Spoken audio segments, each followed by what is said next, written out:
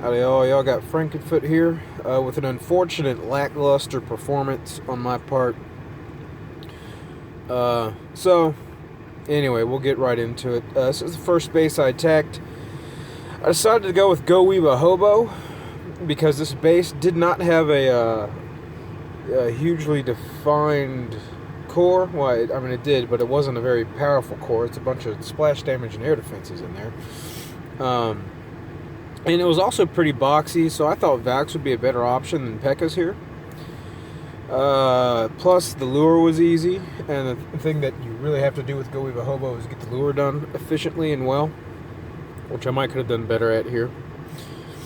But fresh attack, I didn't know what's in the clan castle, so I elected to come in from this direction here. Because if I came in from here, I've got the heat of the queen on golems immediately. Plus, if I come in from this direction, I've stacked my X-bows. Unfortunately, they were both in the down position. I had said the next time I came across X-bows in the down position, I was going to try an air attack, but my army was ready, and I just didn't really get around to it. And I thought there'd be plenty of other bases with down X-bows, because everybody's doing that these days, but this was actually the only one in my sort of range to attack, so I kind of blew it on that one. But I'm going to get the lure done because I don't know what's in there. If it's a hound, I really want to take it out here and, do something with it. But what I'm going to do is I'm going to drop golems here, and the way he's got his base set up, they're going to tank for just about everything around here. I need this guy gone, but a wizard should be able to strike out of range of that archer tower. I need these guys gone, but there's not really much to worry about here. That cannon can't get him, so as long as I've got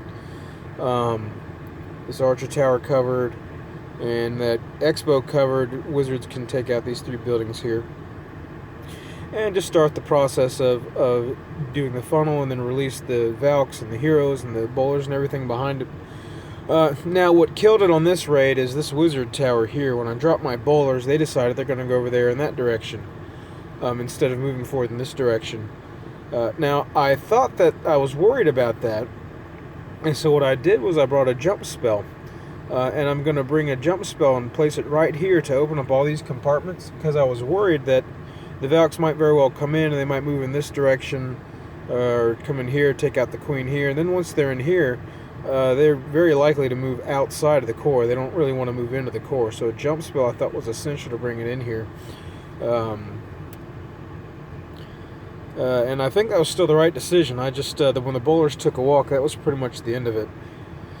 But yeah, what should have happened was everything should have moved in the core together, taken out a lot of these buildings on the side. Unfortunately, that just didn't happen in a timely manner, and the Valks petered out, and I had too much to cover with the hogs and too many giant bombs, and it just didn't work out.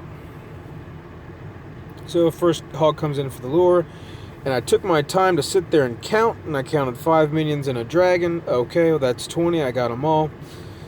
And then I send the golem down. Come on, golem.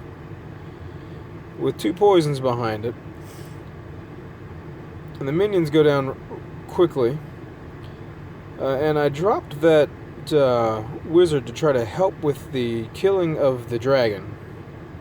But it just wasn't enough. Next time I might want to plop my king down somewhere in that my queen down in that general vicinity to help getting things done. My wall breakers split. I don't know if you saw that. I don't know what's up with me and wall breakers. They just don't listen to me.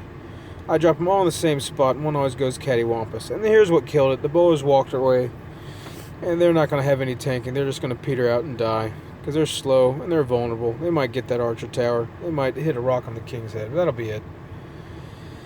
Valks go through. Other than that, the Valks are behaving exactly how I wanted. I have 1 heal spell for them. I dropped a rage spell because there was no Tesla farm or anything here, so I'm going to drop another heal spell on them to keep them going. And I'm looking around, I'm thinking, well, crap, the Valks are petering out. It's probably time for the hogs. So I send my hogs in, and I just needed 1 more heal spell to get through this darn thing. Because I think they're going to hit a bomb here. Poof. So now I know those are bombs, not Teslas. And I go ahead and drop a heal spell there, because now the Valks and the hogs can share it. But I've got a giant bomb here, and I've got a wizard tower here, and I just don't have the hog strength to get through them all. and eventually they're going to peter out, and I just ran out of gas. I blame the bowlers being bad. Bad bowlers.